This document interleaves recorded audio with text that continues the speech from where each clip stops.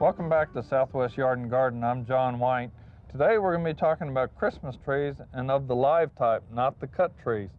So with me is Robin Pfeiffer, and Robin is a manager with one of the retail nurseries here in Las Cruces, and we're going to be talking about live trees. Robin, what's available on the market to a gardener here in southern part of the state? We have pinon trees, we have Afghans, rosemary, junipers, cypress, cedars.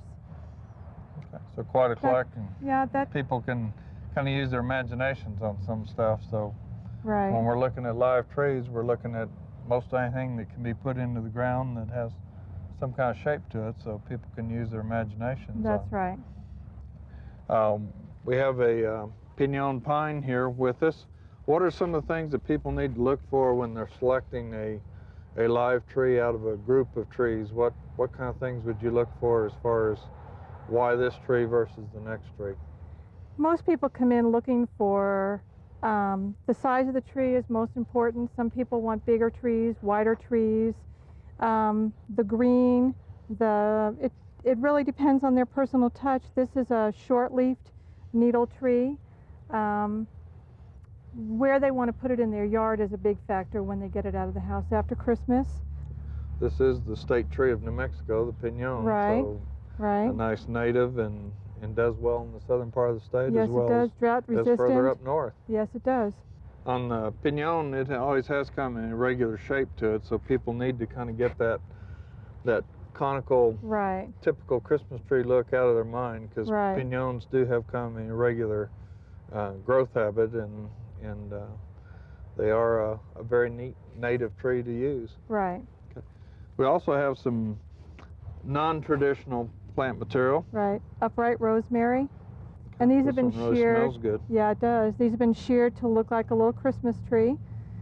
And they do really great in the garden here in Las Cruces or in New Mexico, southern New Mexico. They flower in the wintertime. They smell great. They dry great for herbs, for cooking, and they make a neat little Christmas tree if you don't have a whole lot of room. Okay. And let's take a look at our Afghan pine. Okay. And John, over here we have our Afghan pine, also known as the Alderica and Mondale. They're long-needled, fast-growing, do extremely well in this hot, dry climate that we have, drought-resistant, great for windbreaks, very fast-growing trees. And can be a pretty large tree. Very large tree. So don't plant it under a power line. That's right, or under the eave of the house. Robin, what are some tips on keeping a tree like this alive during our Christmas season, and then what are we going to do with it after we've got it out? What you need to do is you need to gradually move any of these trees in toward the house before you get ready to bring it inside. If you don't want to bring it directly from the nursery home and decorate it immediately. You want to kind of just slowly warm it up to bring it inside. Okay. Kind of acclimate it a little bit. Acclimate it, right, right. And the next thing you want to do is place your tree in the coolest part of your house. Don't put it near a furnace or a fireplace. You don't want any heat source to hit the needles, otherwise it'll dry it out while it is inside and cause damage to the tree. Okay. You also, we want to kind of do this maybe about a week before Christmas? Right, really 3 days before you're ready to bring it into the house, you want to go through your warming up trend. Okay. And also when you get done and undecorate your tree and get ready to bring it out, you want to go through the same cooling off process. Bring it out on a porch and then slowly out to the area in the yard where you want to plant it. That way you don't shock it. Okay. How about watering on these?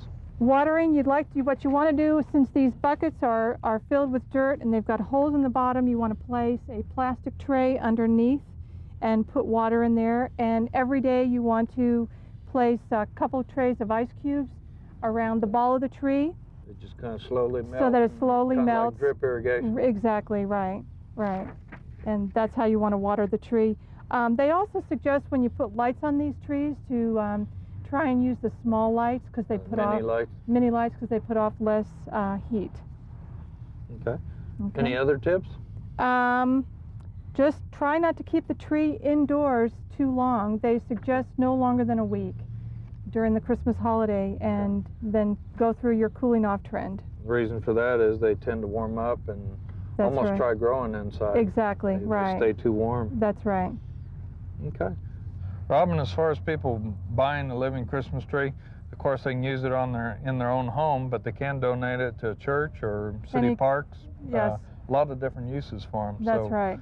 Again, these help to kind of spruce up the landscape of your particular city. That's right. Robin, thank you very much for Well, being on thank you. Southwest Yard and Garden. Thank you.